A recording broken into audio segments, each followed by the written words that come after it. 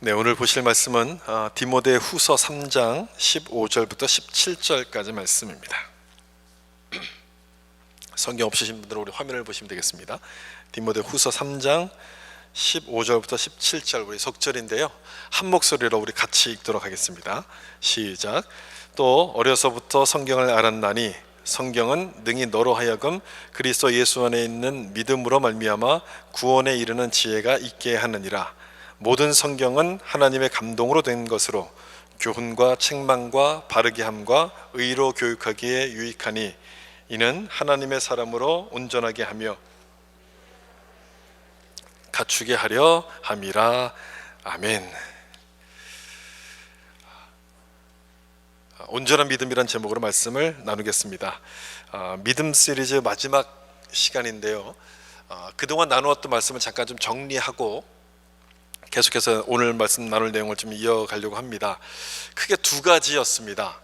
믿음은 무엇인가 하는 것이었고, 또 하나는 좋은 믿음은 어떤 믿음인가 하는 거였습니다. 기억을 한번 좀 떠올려 보세요. 믿음이 뭡니까? 믿음을 어떻게 설명하실 수 있겠습니까? 여러 가지로 믿음을 설명할 수 있을 텐데 가장 기본이 되는 답은 하나님과의 관계를 믿음이라고 한다는 것이죠. 하나님과의 그 인격적인 관계를 맺는 것, 이게 아주 믿음에 있어서 가장 중요한 부분입니다. 여기가 바로 믿음의 출발점이 되기 때문에 그렇거든요. 여러분, 출발점이 다르면 아무리 열심히 뛰어도 목적지에 도착할 수 없는 것 아니겠습니까? 따라서 믿음의 어디서부터 시작하는 것인가를 아는 게 굉장히 중요한데, 믿음이란 그 단어 자체 속에는 내가 믿는다는 의미가 있어서 그걸 먼저 떠올리기가 쉽습니다. 내가 믿는 게 믿음이지, 이렇게 생각하기가 쉬운데 1차적인 믿음의 의미는 그게 아니고 하나님과의 관계를 말합니다. 하나님과의 인격적인 관계를 맺는 것을 말하는 거죠.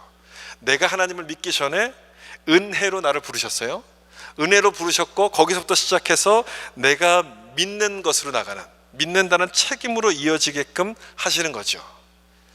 다시 말하면 은혜로부터 시작해서 우리가 반응하는 책임으로 이어져 가는 것, 이게 이제 믿음이라고 제가 설명을 드렸어요. 여러분 아마 기억이 좀 나실 거예요. 두 가지 책임이 있는 거죠. 은혜라는 것과 책임이라는 이 두 가지 면이 있는데, 저는 이 두 가지를 오늘 말씀과 기도를 통해서 좀 설명을 드리려고 합니다. 이 말씀과 기도 속에도 하나님의 은혜를 받는 수단이자 동시에 우리가 감당해야 될 책임이 그 안에 담겨져 있기 때문에 그렇거든요. 다시 말하면 이 말씀과 기도가 온전한 믿음을 세워가는 비결이 된다는 겁니다. 그래서 오늘 이 믿음 시리즈를 마무리하면서 이 내용을 좀 생각해 보려고 합니다. 말씀과 기도가 어떻게 우리 믿음을 온전하게 세워갈 수 있을까? 첫 번째 나누고 싶은 것은 온전한 믿음을 세우는 방법이 바로 이 두 가지가 된다는 것, 이 부분을 먼저 좀 더 강조해서 설명을 드리려고 그래요. 말씀과 기도, 온전한 믿음을 세우는 방법. 디모데후서 3장 7절 말씀 여기 나오죠. 이는 하나님의 사람으로 온전하게 하며 모든 선한 일을 행할 능력을 갖추게 하려 함이라. 하나님의 사람으로 온전케 한다고 하죠. 뭐가 그렇다는 겁니까? 말씀과 기도가 그렇다는 거예요. 오늘 본문에서는 말씀을 주로 이제 설명하시는 내용이 있지만 항상 말씀에는 뭐가 따라가냐면 기도가 같이 이렇게 따라가는 겁니다. 그러니까 말씀과 기도가 우리를 온전함으로 세운다라고 이렇게 이해를 하시면 돼요. 이 두 가지는 하나님의 은혜를 구하도록 우리를 만드는 것이고, 또 하나님을 향한 우리의 그 사모함, 그 마음이 그 안에 담겨져 있기 때문에 그렇다는 겁니다. 그게 믿음 아니겠습니까, 여러분? 믿음에 있어서 가장 중요한 핵심이 바로 그거 아니겠습니까? 따라서 이 말씀과 기도를 바르게 사용하는 게 참 중요한 거죠. 바르게 사용해야 되는데 문제는 뭐냐면 우리가 그렇지 못할 때가 참 많다는 거예요. 이 말씀만 해도 그렇지 않습니까? 하나님께서 우리에게 말씀을 주신 것은 이 말씀을 읽고 나에게 적용하라고 주신 말씀인데, 우리는 자꾸만 다른 사람들을 자꾸 떠올리죠. 말씀을 쭉 읽다 보면 이건 저 사람한테 주시는 말씀일 텐데, 이런 생각들이 막 떠올라요. 히브리서 4장 말씀에 보면 이 하나님 말씀을 뭐라고 비유하냐면 좌우에 날이 선 예리한 검, 좌우에 날 선 검이라고 하나님 말씀을 비유합니다. 그러니까 수술할 때 쓰는 칼, 메스라고 여러분 생각해 보시면 돼요. 근데 이 칼을 잘 써야지 잘못 휘두르면 어떻게 되겠습니까? 사람을 살리는 게 아니라 사람을 죽일 수가 있는 거야. 다칠 수 있도록 만드는 거죠. 기도도 마찬가지입니다.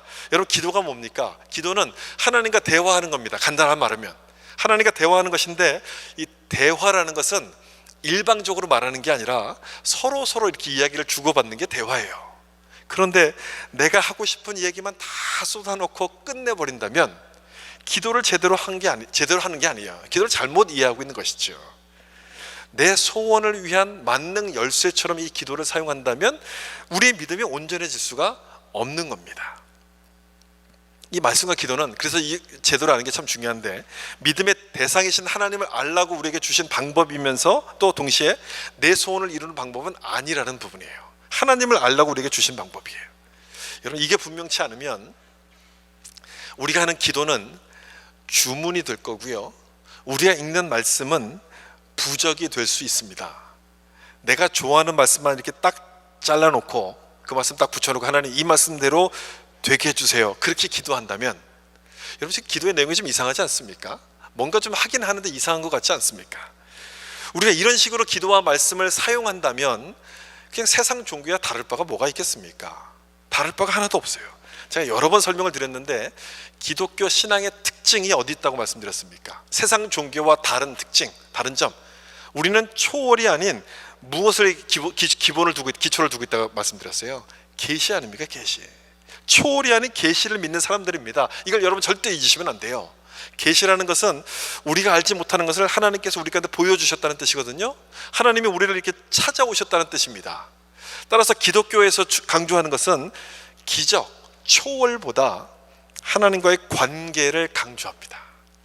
우리를 찾아오신 하나님과의 그 관계, 말씀과 기도를 그래서 어떻게 보냐면 내 소원을 이루는 수단이라고 보지 않고 하나님과의 관계를 세워가는 것이라고 보는 겁니다. 그렇게 사용하는 거예요.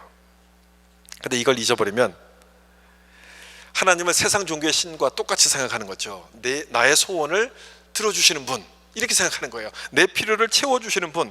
그렇게 된다면 이 말씀과 기도를 어떻게 사용하겠습니까? 그냥 내 소원을 이루는 수단으로 쓰는 거예요. 내가 필요할 때만 나와서 하나님께 기도하는 거예요. 이 소원이 들어지면 더 이상 그 다음에 기도하지 않아요. 누가 그렇다는 얘기예요? 교회 다니는 사람들이 그렇다는 거예요. 교회 다니는 사람들이. 그래서 교회 다니는 사람들은 참 많지만 믿음으로 살아가는 사람은 참 찾기가 힘들어진 그런 세상이 되어버렸습니다. 이 말씀과 기도의 역할을 정확하게 이해하지 못하기 때문에 우리 믿음이 잘 자라지가 않는 거죠. 이 사사기 말씀 가운데 보면 20장에 보면 이런 사건이 나와요. 이 레위인의 첩을 죽인 사건으로 인해서 베냐민 지파와 나머지 이스라엘 지파 간의 전쟁이 벌어지는 사건이 거기 20장에 등장합니다. 이 전쟁을 하기 전에 이스라엘 지파가 하나님께 묻는 장면이 나옵니다. 그 장면이 사사기 20장 18절 말씀이에요. 여기 화면 보시면 이스라엘 자손이 일어나 베델로 올라가서 하나님께 여쭈어 이르되 우리 중에 누가 먼저 올라가서 베냐민 자손과 싸우리이까 하니, 전쟁을 치르기 전에 하나님께 지금 기도하는 장면이죠. 여러분 잘하고 있는 것 아닙니까? 전쟁하기 전에 기도하는 걸 보면 잘하는 것 같은데 기도의 내용을 좀 보세요. 뭐라고 지금 기도합니까? 누가 먼저 가서 싸울까요? 이렇게 묻고 있어요. 지금 이 전쟁은 이스라엘 지파들 간의 전쟁이에요. 하나님이 원하시겠어요? 원치 않으시겠어요? 원치 않는 거예요. 자기들끼리 싸우는데, 이 자식들끼리 싸우는데 누가 그걸 원하겠습니까? 원치 않은 일이었다면 뭘 물어보는 게 맞을까요? 하나님 싸워야 됩니까? 싸우지 말아야 됩니까?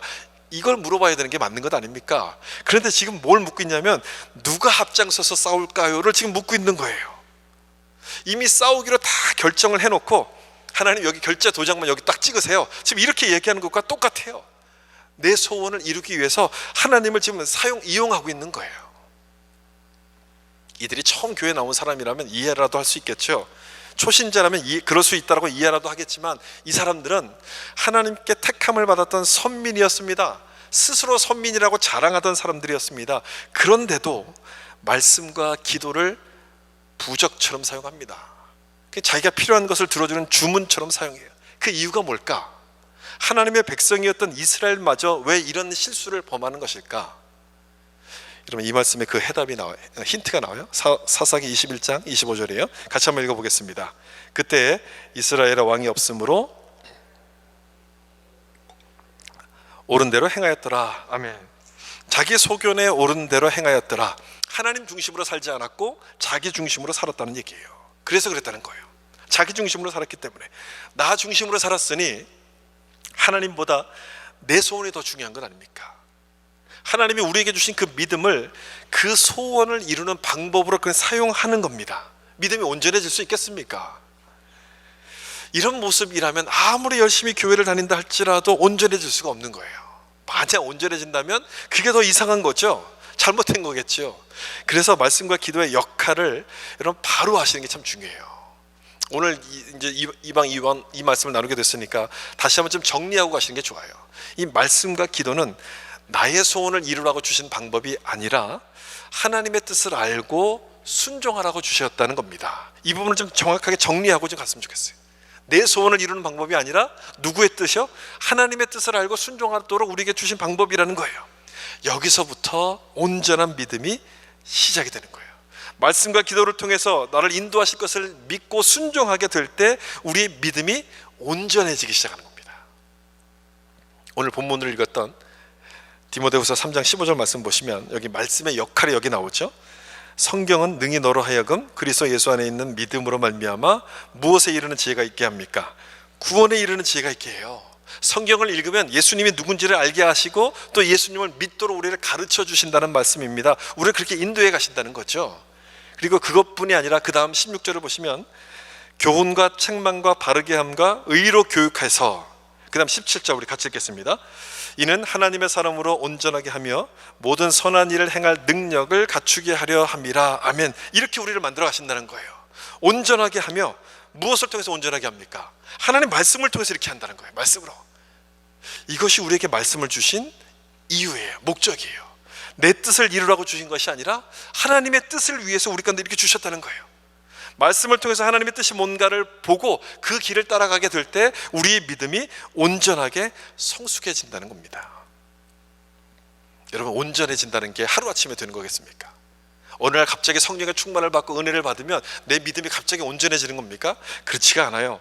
온전해지지 않습니다. 이 온전이란 얘기는요, 계속 연습해야 된다는 뜻이에요. 훈련이 필요하다는 거예요. 시간이 필요하다는 것이죠. 그래서 이 말씀을 주신 거예요. 말씀을 읽고 하나님의 뜻을 아는 연습을 하는 겁니다. 하나님의 뜻을 분별하는 연습을 하게 될 때 하나님과의 관계가 깊어지겠죠. 하나님을 더 깊이 신뢰하기 시작해요. 기도도 마찬가지죠. 기도는 앞에서 제가 대화라고 설명드렸지만 조금 더 그 정의를 넓혀보면 하나님을 신뢰한다는 표시와도 같은 겁니다. 제가 뒤에서 이 부분을 설명드릴 거예요. 기도는 내가 하나님을 신뢰한다는 표시거든요.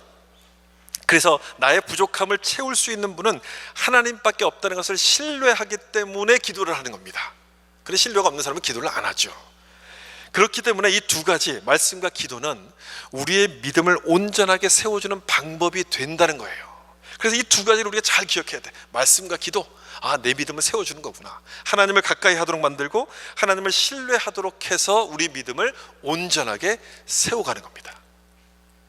그럼 이 두 가지 중에서 하나씩 좀 나눠서 좀 생각을 해보려고 그래요. 먼저 말씀에 대해서 좀 생각해보죠. 이 말씀의 역할이 뭐냐? 말씀의 역할은 하나님의 뜻을 깨닫게 해서 우리로 하여금 그 말씀에 순종하도록 하는 게 말씀의 역할입니다. 그러니까 순종하도록 인도한다, 바로 이거죠. 하나님의 뜻을 깨닫게 하고 그 말씀에 순종하도록 우리를 인도해 가는 것, 이게 말씀의 역할이에요. 제가 왜 이렇게 설명을 드리냐면, 이 많은 분들이 성경을 읽었다는 것으로 내 할 일 다 했다라고 생각하는 분들이 많기 때문에 그렇습니다. 의외로 좀 많아요. 의외로 이 성경에 대한 나의 책임이 뭐냐? 말씀을 읽으면 되는 것 아닙니까? 이렇게 생각하는 사람들이 의외로 많아요. 성경을 읽은 것으로 내가 해야 될 숙제를 다 끝냈다라고 이렇게 생각하시는 분들이 있어요. 그래서 지금 이 말씀을 지금 드리는 거예요. 요즘같이 바쁜 세상에 성경을 읽는 것만 해도 여러분 얼마나 훌륭한 일입니까? 그것만 해도 굉장히 큰 일이긴 하죠. 여러분들이 그렇게 말씀하신다면 저는 뭐라고 더 이렇게 할 말은 없을 것 같아요. 그렇지만 우리의 목표가 뭡니까, 여러분? 우리가 하나님을 믿는 그 목표는 우리 믿음이 온전한 데 있는 것 아닙니까? 온전해지는 것 아니겠습니까? 거기에 목표를 둔다면 우리의 생각, 우리의 수준을 좀 이렇게 좀 더 높이셔야 돼요. 성경 읽은 것 갖고 되죠? 뭘 더 요구하십니까? 그렇게 말할 게 아니라 생각을 조금 더 많이 깊이 하셔야 돼요. 하나님이 이 성경을 왜 우리에게 주셨을까? 이런 생각을 좀 해보셔야 돼요. 이게 가장 근본적인 생각이고 기본적인 생각이거든요. 여러분, 이런 생각들은요 정기적으로 하는 게 좋습니다. 정기적으로. 하나님이 왜 나를 이 세상 가운데 보내셨을까? 하나님이 왜 밴쿠버에 살게 하셨고, 하나님이 나에게 왜 이 일을 하도록 하셨을까? 이런 가장 근본적인 질문은 정기적으로 자꾸 해보는 게 좋습니다. 그래야지 내가 가는 길을 확실하게, 이제 우리가 지금 다른 길을 가지 않고 바른 길을 갈 수가 있게 되거든요. 성경도 마찬가지예요. 성경을 왜 우리에게 주셨을까를 생각해 보셔야 돼요. 그냥 읽으라고 주셨을까요? 그냥 읽으라고 주신 건 아니겠죠? 구약 말씀에 보면 율법을 주야로 묵상하라, 이런 표현이 많이 나와요. 성경을 읽으라는 그 표현을 묵상하라는 표현으로, 그런 말씀으로 우리 가운데 이렇게 설명해요. 그 얘기는 뭐냐면 눈으로만 읽으라는 뜻이 아니라는 거죠. 성경을 눈으로만 읽는 것이 아니라, 그럼 어떻게 하느냐, 이 말씀의 의미를 깨닫고 그 말씀이 가르치는 대로 살려고 노력하라는 뜻인 거예요. 노력하라는 뜻이에요. 그때 우리의 믿음이 온전하게 세워지기 때문에 그렇다는 거예요. 저는 이 원리가, 말씀의 원리, 이 원리, 지금 읽고 그 말씀대로 순종하는 이 원리가 마태복음 7장에 잘 나타난다고 생각하는데요. 여기 7장 21절을 좀 보세요. 이렇게 되어 있습니다. 우리 같이 한번 읽어볼까요? 나더러 주여 주여 하는 자마다 다 천국에 들어갈 것이 아니요 다만 하늘에 계신 내 아버지의 뜻대로 행하는 자라야 들어가리라. 아주 무서운 말씀 아닙니까, 여러분? 겁이 덜컥 나는 말씀이죠. 아버지 뜻대로 행하는 자만 들어갈 수 있다. 그러니까 뜻대로 안 하면 천국에 못 가는 것 아닌가? 너 똑바로 안 하면 천국 못 가? 이렇게 겁주는 말씀처럼 보이지만 사실은 이 말씀은 겁주려는 말씀이 아니고요, 믿음의 본질이 뭔지를 설명하는 겁니다. 믿음의 본질. 다시 잘 보세요. 주여 주여 하는 자라고 되어 있어요. 이 사람이 어떤 사람입니까? 믿음이 있는 사람입니까? 없는 사람입니까? 믿음이 있는 사람이죠. 이 정도면, 예수님을 주님이라고 부를 정도면 믿음이 있는 것 아닙니까? 그런데 예수님의 대답을 잘 보시면 아니라고 대답을 해요. 그게 아니라고. 주여라고 부르는 그게 아닌, 주여가 아닌 다른 것으로 그들의 믿음을 확인하신다는 말씀인데, 그게 도대체 뭡니까, 여러분? 아버지의 뜻대로 행하는 것, 순종을 말씀하는 거예요. 순종하는 것, 순종이 중요하다는 것을 여기서 말씀해요. 그 다음에 7장 22절이에요. 좀 더 심각한 내용을 여기서 말씀하세요. 그날에 많은 사람이 나더러 이르되 주여 주여 우리가 주의 이름으로 선지자 노릇하며 주의 이름으로 귀신을 쫓아내며 주의 이름으로 많은 권능을 행하지 아니하였나이까 하리니. 귀신을 쫓아내고요, 권능을 행한다고 한다면 분명 믿음이 좋은 사람 아니겠습니까? 믿음이 좋으니까 이런 일을 한다고 우리가 생각하잖아요. 적어도 나보다는 믿음이 좋을 거라고 생각을 하는데, 그 다음 말씀 보세요. 23절이에요. 여기서 이렇게 말씀하세요. 같이 한번 읽겠습니다. 그때 내가 그들에게 밝히 말하되 내가 너희를 도무지 알지 못하니 불법을 행하는 자들아 내게서 떠나가라 하리라. 아멘. 불법을 행하는 자라고 이야기하시면서 그들을 모른다라고 말씀하시는 거예요. 우리가 보기에는 분명 믿음이 좋아 보이는 사람들이고 상당한 믿음의 수준에 있는 사람들인데 왜 주님께서 이렇게 말씀하시는 걸까요? 예수님이 이렇게 말씀을 하셨다면 이들의 믿음이 좋다는 겁니까? 그렇지 않다는 겁니까? 도대체 이 말씀의 뜻은 도대체 무슨 뜻일까요? 어떤 의미로 이 말씀하셨을까? 우리가 생각하는 좋은 믿음과 예수님의 그 생각과는 다를 수 있다는 것을 말씀하고 있어요. 다르다는 거예요. 이들이 했던 일은 분명 좋은 일이고 선한 일이 틀림없지만 그것이 하나님의 뜻에 맞는 일인가, 하나님이 원하시는 일인가는 별개의 문제라는 것을 말씀하고 있어요. 이건 무슨 말인지 이해가 되십니까? 이들은 틀림없이 주님을 위한다고 열심히 했습니다. 충성했어요. 그래서 주님 보실 때는 아니었다는 거예요. 아니었다는 거예요. 나에게도 그런 일이 생긴다면 여러분 얼마나 당황스럽겠어요. 여러분을 보시면서도 그런 말씀하신다면 얼마나 당황이 되겠습니까? 그런데 누구든지 하나님 말씀을 이해하지 못하고 하게 된다면 그렇게 된다는 것을 지금 말씀하는 거예요. 말씀을 읽은 것으로만 내 책임을 다했다라고 생각한다면 그 사람이 하는 모든 일에 대해서도 주님이 이렇게 말씀하신다는 거예요. 내가 너를 누군지 모르겠다. 너 도대체 누군지 모르겠다. 떠나가라. 그렇게 말씀하신다는 거예요. 그래서 그 다음에 이어지는 비유는 반석 위에 지은 집과 모래 위에 지은 집에 대한 비유가 이어져요. 여러분, 홍수가 난다고 한다면 어디 위에 지은 집이 튼튼하겠어요? 당연히 반석 위에 지은 집이겠죠. 그럼 반석 위에 지은 집은 어떤 집인가? 무엇을 상징하는 것인가? 7장 20 이게 안 넘어. 좀 남겨주세요. 고맙습니다. 7장 24절에 보시면 나의 이 말을 듣고 행하는 자는 그 집을 반석 위에 지은 지혜로운 사람 같으니. 어떤 사람입니까? 반석 위에 지었다는 게 듣고 행하는 자예요. 듣고 행하는 자, 순종을 말하는 것 아닙니까? 순종이에요, 순종. 반석 위에 집을 짓는다는 것은 순종하는 사람이 그렇다는 거예요. 그러니까 반대로 한다면요, 순종하지 않는다면 열심히 성경을 읽었어도 그 사람은 모래 위에 집을 짓고 있는 것과 똑같아요. 비가 오고 바람이 불면 그 집은 금방 무너져 버리는 것이죠. 온전한 믿음으로 세워질 수 없다는 것을 말씀하는 거예요. 이런 사람에 대한 좋은 샘플이 한 사람이 있죠. 사울 왕 아닙니까? 구약에 나오는 사울 왕. 이 사울 왕에 대해서는 하나님께서 이렇게 말씀하셨어요. 이거 지금 사무엘상 15장 22절 보시면 이렇게 되어 있어요. 사무엘이 이르되 여호와께서 번제와 다른 제사를 그의 목소리를 청종하는 것 좋아하심 같이 좋아하시겠나이까. 그 다음 같이 한번 읽겠습니다. 순종이 제사보다 낫고 듣는 것이 순양의 기름보다 나으니. 지금 어떤 상황 가운데서 이 말씀 하셨는지 여러분 아실 겁니다. 사울 왕이 불순종했을 때 사무엘 선지자를 통해서 지금 꾸짖는 말씀 아닙니까? 이 말씀을 잘 보시면 하나님이 무엇을 기뻐하시는지가 분명히 이 말씀 속에 드러납니다. 뭘 더 기뻐하시는 거예요? 번제입니까? 순종입니까? 순종을 더 기뻐하신다고 여기서 말씀하고 있어요. 순종을 더 기뻐하신다. 순종이 핵심이라는 거예요. 핵심. 우리 신앙생활에 있어서, 믿음에 있어서 핵심은 순종이라는 거예요. 말씀을 읽고 들어도 이 핵심을 놓친다고 한다면 여러분 무슨 소용이 있겠습니까? 아무 소용이 없다는 거예요. 내가 원하는 걸 하면서 하나님도 틀림없이 기뻐하실 거야 라고 한다면, 생각한다면 그것이야말로 불순종이라고 지금 말씀하는 거예요. 그냥 내가 원하는 것을 하나님도 그렇게 생각하실 거야, 그렇게 생각하는 것 자체가 불순종이라는 거예요. 왜냐하면 하나님 말씀을 주셨고 그 말씀 속에서 뜻을 알라고 하셨는데 그걸 안 하는 거죠. 그 하나님의 뜻을 알려고 하지 않고 내 말대로만, 내 생각대로만 하려고 하니 그게 어떻게 순종이 되겠습니까? 순종이 될 수가 없는 것이죠. 하나님 말씀을 읽었다는 것으로 만족하고 내가 얼마나 많이 읽었는가를 자랑한다면 핵심을 지금 놓치고 있다는 겁니다. 말씀을 읽긴 읽지만 읽을수록 우리는 불순종하는 것과 똑같은 거예요.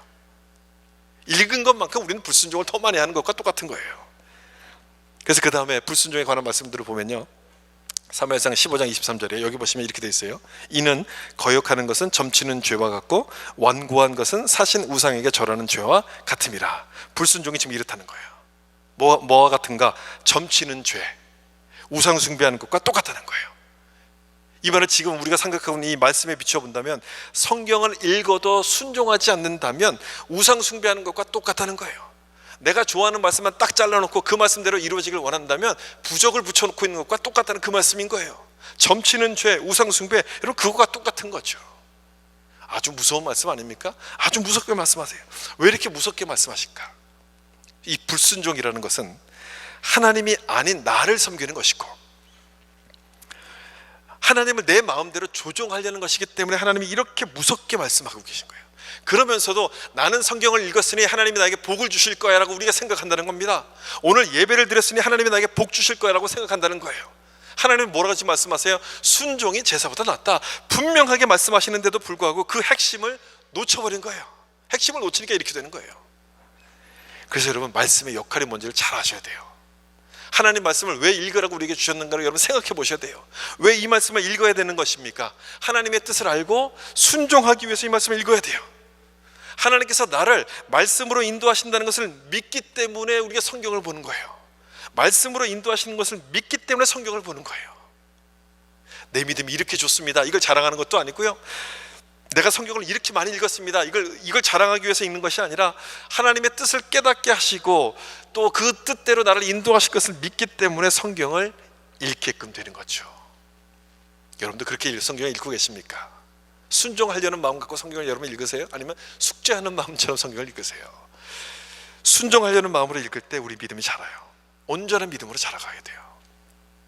아직도 성경을 읽지 않는 분들이 계신다면, 성경을 못 읽고 계신 분들이 계신다면 여러분 주보에 나와 있는 그 성경 스케줄표를 따라서 읽으셨으면 좋겠습니다. 꼭 읽으셔야 돼요. 여러분 성경을 읽으셔야 돼요. 그래야지 믿음이 자라요. 성경을 읽어야지 하나님을 더 깊이 알게 돼요. 내 영혼이, 여러분의 영혼이 나 배고파 하는 소리가 여러분 들리지 않으세요? 우린 밥을 안 먹으면 배에서 꼬르륵 소리가 나니까 밥을 먹잖아요. 우리 영혼도 마찬가지예요. 영혼의 양식인 성경을 읽지 않으면 배고프다고 자꾸 소리쳐요. 여러분 그 소리가 안 들리세요? 그냥 내버려 두면 영혼이 이렇게 굶어요. 힘이 없어요. 하나님 뜻을 분별하지 못하는 거예요. 성경을 읽으셔야 되는 거예요. 성경을 읽고 계신 분들은 잘하신 거예요. 계속 읽으셔야 돼요. 계속. 적어도 1년에 한 번씩 성경을 읽어갈 수 있도록 읽으셔야 돼요. 그렇지만 여러분들이 몇 번을 읽었는가는 자랑하실 필요는 없습니다. 내가 성경 이만큼 읽었습니다 자랑할 필요는 없어요. 왜냐하면 이 말씀에 대한 책임은 읽은 다음부터 시작하기 때문에 그래요. 읽은 다음부터 시작되는 거예요. 내가 읽은 말씀대로 얼마나 순종했는가로 내 믿음이 나타나기 때문에 그렇다는 거예요. 그래서 몇 번을 읽었는가 보다 중요한 것은 읽은 대로 살아가는가, 그 부분이 중요한 거예요. 읽은 대로 살아가는가, 듣고 행하는 자, 그거죠. 다시 말하면 하나님 말씀대로 살려고 내가 얼마나 연습하고 얼마나 훈련하고 있는가, 이 부분이 중요하다는 거예요. 제가 이 말씀을 여러 번 반복해서 말씀드렸어요. 여러분들이 잊어버리지 마시라고, 잊으면 안 되기 때문에 여러 번 반복해서 말씀드렸어요. 말씀에 순종하는 연습을 하셔야 되고, 말씀에 읽는 연습을 하셔야 돼요. 하나님 뜻을 분별하는 연습을 많이 하셔야 돼요. 그때 우리의 믿음이 하나님이 원하시는 대로 온전하게 세워지게 될 줄로 믿습니다. 마지막으로 기도에 대한 말씀입니다. 우리가 말씀에 대해서 오해하고 있는 것처럼 기도에 대해서도 마찬가지예요. 우린 기도를 하나님께 구하는 것이라고 이렇게 생각합니다. 맞죠? 하나님께 구하는 게 맞는데 뭘 구합니까? 여러분 기도하실 때 뭘 구해요? 나에게 필요한 것을 구하지 않습니까? 우린 그렇게만 기도를 이해해요. 나에게 필요한 것을 구하는 것, 그렇게만 알고 있는데 기도의 본질적인 의미는 나의 소원보다도 하나님의 뜻대로 살기를 구하는 게 기도의 본질적인 의미예요. 내 뜻이 아닌 하나님의 뜻대로 사는 것, 그게 기도의 본질적인 의미예요. 이 마가복음 9장의 사건을 보면 그 기도의 의미가 아주 분명하게 드러나는데, 예수님께서 변화산에 올라가셨을 동안에 남은 제자들이 밑에서 귀신 들린 아이를 고쳐주려고 했습니다. 근데 안 됐어요. 이게 실패했어요. 막 쩔쩔매고 있었는데 그때 예수님께서 이렇게 딱 내려오셨죠. 그러면서 이 귀신 들린 아이를 예수님이 고쳐주셨습니다. 그랬더니 제자들이 물은 거예요. 주님, 왜 우리는 못한 겁니까? 우리는 왜 못했습니까? 그렇게 물었을 때 예수님께서 이렇게 말씀하셨어요. 마가복음 9장 29절인데요 여러분 잘 아시는 말씀일 거예요. 우리 같이 한번 읽어보겠습니다. 이르시되 기도 외에는 다른 것으로는 이런 종류가 나갈 수 없느니라 하시니라. 이 말씀을 예수님께서 하신 거예요. 기도 외에는 이런 이유가 나갈 수 없다. 기도의 능력을 강조할 때 많이 인용되는 말씀 아닙니까? 근데 이 말씀은 아주 조심해서 보셔야 됩니다. 조심해서 사용하셔야 됩니다. 왜냐하면 기도가 모든 걸 다 가능하게 만드는 방법인 것처럼 보이기 때문에 그래요. 모든 걸 가능하게 하는 방법, 만능 열쇠처럼 보이는 말씀이기 때문에 그렇다는 겁니다. 여러분 그렇게 보이지 않습니까? 기도만 하면 다 된다는 그런 말씀처럼 보이지 않습니까? 물론 그런 뜻이 있어요. 그런 뜻이 없는 건 아니지만 우리가 생각하는 것처럼 그런 의미로만 사용하는 것은 잘못된 겁니다. 두 가지 이유 때문에 그래요. 우리가 생각할 때, 우리가 만능 열쇠라고 생각할 때는 대개 그 열쇠가 내 소원하고만 연결되어 있습니다. 우리가 그렇게 사용하기 때문에 이것을 만능 열쇠라고 생각하는 것은 좀 잘못된 것이라고 지금 설명드린 거예요. 또 한 가지, 마가복음 9장에서 이 기도를 설명하고 있는 이 말씀은, 기도를 지금 설명하고 있는데 이 내용은 그런 방법, 소원을 성취하는 방법으로 설명하고 있지 않기 때문에 그렇습니다. 기도하면 모든 게 다 된다, 그런 뜻으로 설명하고 있지 않다는 얘기예요. 문자적으로는 그렇게 볼 수 있는데 그런 의미가 아니라는 겁니다. 그럼 도대체 기도 외에 다른 이유가 나갈 수 없다고 하신 뜻은 뭐냐? 왜 그렇게 말씀하신 것인가? 이런 의미예요. 그 말의 의미는요, 하나님만이 이 일을 하실 수 있다, 이런 뜻이에요. 하나님만이 이 일을 하실 수 있다, 하나님만 하실 수 있다, 그 말이 그런 의미라는 거예요. 하나님만 하실 수 있다. 여러분 그 말의 의미를 곰곰이 생각해 보세요. 기도가 뭔지가 좀 느껴질 겁니다. 하나님만 하실 수 있다면 나는 할 수 있다는 겁니까? 못한다는 겁니까? 못한다는 거예요. 나는 못한다는 거예요. 따라서 기도라는 것은요, 나는 할 수 없지만 하나님은 하실 수 있다는 것을 인정하는 거예요. 인정하는 거예요. 그 하나님께 맡기는 거예요. 신뢰함으로써 맡기는 게 그게 기도인 거예요.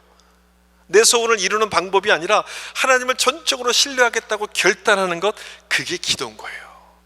이게 여러분 중요합니다. 기도를 이 내용을 모르고 우리가 기도를 그냥 내 소원을 이루는 방법처럼 생각하다 보면 세상 종교처럼 초월을 쫓아가기 시작해요. 초월, 기적을 쫓아가기 시작해요. 이 세상 종교와 다른 점이 바로 초월이 아닌 계시라고 말씀드렸잖아요. 기독교가 계시를 자꾸 강조하는 것은 하나님이 우리를 찾아오셨기 때문이거든요. 하나님이 찾아오셨어요. 그러니 기적보다도 하나님과의 그 관계, 찾아오신 하나님과 관계를 세워가는 게 훨씬 더 중요한 것 아니겠습니까? 그 관계를 강조하게끔 되는 거예요. 따라서 기도는 방법이 될 수 없고, 내 소원을 이루는 방법이 될 수 없고, 되어서도 안 되는 거예요. 되어서도 안 돼요. 그냥 보기에는 기도하면 자꾸 하나님이 응답을 주시니까 기도하면 다 되는구나, 그런 방법처럼 보이긴 하지만, 그런데 여러분, 하나님께서 정말 기도할 때 응답을 주시는 이유는 뭐겠습니까? 하나님을 믿고 신뢰하기 때문에 응답을 주시는 거예요. 다시 말하면 기도해서 주신다고 하기보다는 하나님을 신뢰하기 때문에 우리 가운데 응답을 주시는 거예요. 신뢰하는 그 마음 때문에 응답을 주시는 거예요. 그렇기 때문에 기도는 방법이 아니고 결단인 거예요. 하나님을 신뢰하기 때문에 결단이고, 기도를 많이 한다고 해서 절대로 자랑할 수가 없는 거예요. 기도를 많이 한다는 것은 결코 자랑거리가 될 수가 없는 거예요. 기도가 하나님에 대한 신뢰 아닙니까? 신뢰하겠다는 결단이잖아요. 그래서 기도를 많이 한다는 것은 그만큼 내가 신뢰가 부족하다는 뜻 아닙니까? 내가 그만큼 부족한 사람이라는 것을 인정하는 것이기 때문에 기도 많이 하는 것은 자랑할 일이 절대 아닌 거예요. 절대로 자랑할 수가 없는 거죠.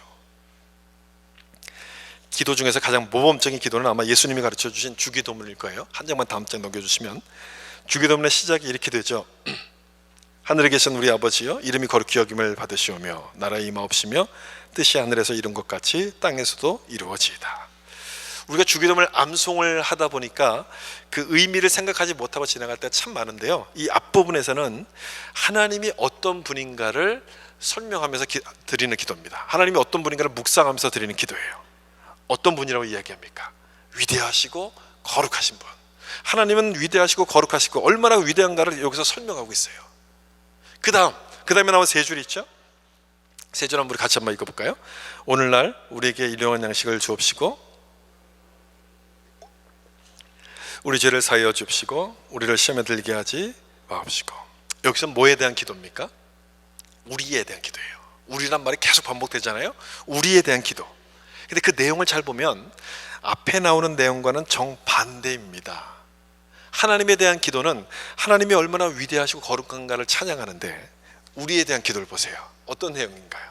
전부 주십시오, 주시옵고 하지 말게 하시고, 이런 내용이에요. 우리에 대한 내용들은 다 그거예요. 하나님은 위대하시지만 우리는 아니라는 거예요. 우리는 그렇지 않다는 거예요. 우리는 일용할 양식도 만들 수 없는 사람들이고, 서로에 대해서 죄를 짓는 사람들이고, 시험이 찾아오면 그냥 넘어져 버리고 마는 무능한 존재라는 겁니다. 그래서 이렇게 기도하라고 가르쳐 주신 거예요. 주기도문은 기도가 뭔지를 아주 정확하게 우리에게 가르쳐 주시는 그런 기도입니다. 하나님은 누구시고 하나님께 기도하는 우리는 누군가를 알게 하는 거예요. 우리는 그렇게 무능한 존재라는 것을 알게 해서 하나님 앞에 하나님께 모든 걸 맡길 수밖에 없는, 순종하기로 결단하게끔 만드는 것이 기도라는 거예요. 여러분, 이것이 우리가 기억해야 될 기도에 대한 핵심이에요. 하나님께 모든 것을 맡기는 그 신뢰를 말하는 거구나, 결단이구나, 하나님 뜻대로 살기로 결단하는 거구나, 이게 기도의 핵심이라는 것을 여러분 기억하셔야 돼요. 우리는 사실 뭘 구해야 될지도 모르는 사람들 아닙니까? 지금은 이게 필요한 것 같은데 내일은 이게 필요 없을 수도 있어요. 만약 하나님이 우리가 기도하는 것을 다 주신다면 우리는 제대로 살지 못할 겁니다. 그게 좋지 않다는 것을 우리는 잘 알아요. 따라서 기도라는 것은 내 소원을 이루는 수단이 될 수 없고, 또 내가 이렇게 능력이 많다는 것을 나타내는 방법도 아니라 하나님의 뜻에 온전히 순종하겠다고 하는 결단이 바로 기도라는 거예요. 하나님 뜻에 순종하겠습니다, 그 결단이 바로 기도인 거예요. 두 가지를 인정하기 때문에 그런 거거든요. 먼저는 하나님께 모든 해결책이 있다는 것을 인정해요. 내 삶에 필요한 모든 문제에 대한 해결책이 하나님께 있다는 것을 인정하기 때문에 기도하는 것이고, 두 번째는 그 모든 것들이 나에게는 없다는 것, 나는 아무런 능력이 없다는 것을 인정하기 때문에 우리가 기도하는 거예요. 여러분, 그 두 가지를 인정한다면 하나님의 뜻을 따르기를 결단할 수밖에 없는 것 아닙니까? 결단하게끔 되는데 이것이 기도로서 나타나는 거예요. 그래서 기도를 많이 한다는 것은 내가 부족하다는 것을 깨닫는 거예요. 깨닫기 때문에 하나님 앞에 엎드려 기도하는 거예요. 내 뜻을 주장하기보다는 하나님의 뜻에 순종하기로 자꾸 결단하는 거예요. 여러분, 이런 마음으로 기도 드리십니까?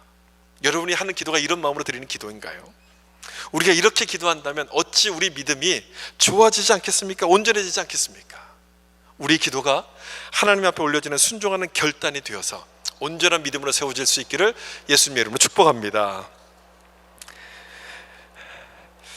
그동안 믿음을 설명드리면서 제가 강조했던 것은요, 그 연습하자는 말씀을 여러 번 강조해서 말씀드렸습니다. 연습하고 훈련해야 된다는 것, 여러분 잊어버리셨을 수도 있는데 그 부분을 강조를 많이 했어요. 제가 직접적으로 또는 간접적으로 훈련해야 된다고 해서 강조를 많이 했습니다. 왜냐하면 이 믿음이라는 것이 저절로 되는 게 아니고 연습을 통해서만 자라가는 것이기 때문에 그래요.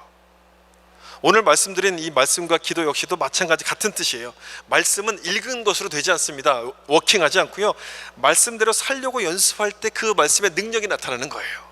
기도도 마찬가지 아닙니까? 기도한 것으로 끝나버리면 무슨 의미가 있겠습니까? 기도하면서 하나님의 뜻에 순종하려고 내가 자꾸 노력할 때, 연습할 때 그 기도의 능력이 나타나는 것 아니겠습니까? 온전한 믿음으로 세워지게끔 되는 것이죠.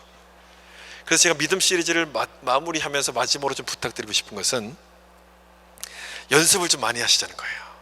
훈련을 좀 많이 하시자는 거예요. 내 믿음이 온전하게 될 때까지, 내 믿음이 온전하게 되도록 연습하고 훈련하자. 이걸 좀 마지막으로 부탁드리고 싶어요. 절대 잊어버리지 마세요. 더 많이 훈련해야 돼. 나는 훈련이 더 많이 필요한 사람이면 이걸 자꾸만 기억하셨으면 좋겠어요. 마지막으로 나오는 말씀 하나 있어요. 여기 디모데후서 3장 16절 보시면 교훈과 책망과 바르게 함과 의로 교육하기에 유익하니라고 되어 있어요. 의로 교육하기에 유익하기 때문에 그럼 뭘 하라는 뜻인가? 이 말씀대로 살아가는 연습을 하라, 이걸 말하는 거예요. 이 말씀대로 사는 훈련을 하라, 이걸 말씀하고 싶은 거예요. 훈련하는 이유가 뭡니까? 예상치 못한 일이 딱 닥쳤을 때 그 일에 잘 대처하기 위해서 훈련하는 것 아닙니까? 나에게 갑작스러운 일이 딱 닥치면 내 뜻보다 하나님의 뜻을 분별하고 그 말씀대로 순종해야 되잖아요. 그걸 연습해야 되는 거, 평소에. 그 연습을 하셔야 돼요. 하나님의 뜻을 먼저 생각하는 것, 그런 생각들이 자연스럽게 내 몸에 뵐 때까지 연습을 해야 되는 거예요. 자연스럽게 될 때까지. 저는 목사이지만 아직도 연습이 많이 필요하다는 생각을 많이 합니다. 하나님 말씀보다도 감정이 앞설 때가 있고요, 기도를 하긴 하지만 내 생각이 앞설 때가 아직도 많은 것 같아요. 이게 몸에 배려면 더 많이 연습을 해야 될 것 같아요. 더 많이 연습해야 된다는 생각이 들어요. 여러분은 어떠신가요? 여러분은 연습을 잘하고 계십니까? 충분하십니까? 코비드 때문에 지금 예배를 제대로 드릴 수가 없는 상황이에요. 예배를 드리고 나오고 싶어도 여러 가지 주변 조건 때문에 나오지 못하는 분들이 많이 계세요. 그분들의 사정을 이해하면서도 한편으로는 참 염려가 되는 것도 있어요. 저러다가 혹시 믿음이 약해지면 어떨까? 저러다가 믿음이 무너지면 어떨까? 참 염려가 돼요. 그래서 여러분 연습을 하셔야 돼요. 스스로 연습하셔야 돼요. 개인적인 영성을 통해 연습을 계속 하셔야 돼요. 하나님 말씀대로 사는 것이 몸에 배도록 연습하셔야 되고, 기도하면서 하나님의 뜻에 순종하는 일이 자연스러워질 때까지 연습하셔야 되는 거예요. 힘들어도 멈추면 안 돼요. 계속 훈련하셔야 돼요. 계속. 그 시간을 통해서 우리의 믿음이 온전해지며 하나님이 원하시는 성숙한 믿음으로 자라가게 될 줄로 믿습니다. 그런 은혜가 여러분 모두에게, 말씀대로 순종하시려는 여러분 모두에게 임하기를 예수님의 이름으로 축원합니다. 기도하겠습니다.